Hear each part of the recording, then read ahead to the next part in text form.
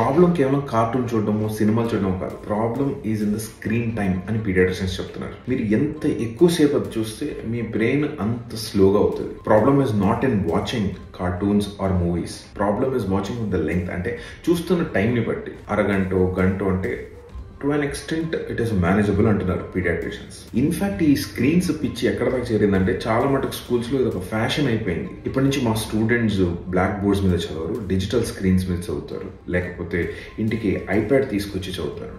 ఎందుకు? ఫ్యాషన్ అయిపోయింది అంతే. పెద్ద పెద్ద కంపెనీస్ డిజైన్ చేస్తాయి అన్నమాట స్టేటస్ సింబల్ కింద.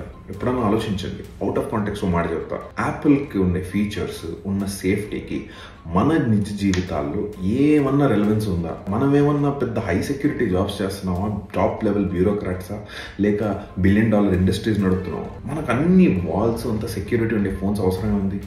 ఆండ్రాయిడ్ కూడా ఇస్తుంది. But they will always sell you a status symbol. Same thing, schools. మీ పిల్లలు ఇప్పటి నుంచి ఐప్యాడ్లో చదువుతారు. దేనికి?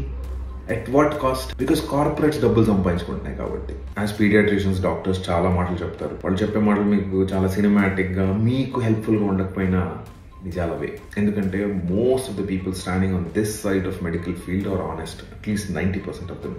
ఈ విషయం మీద ఒక డీటెయిల్ వీడియో క్రియేట్ చేసాం. Hit the link below and subscribe for more such content.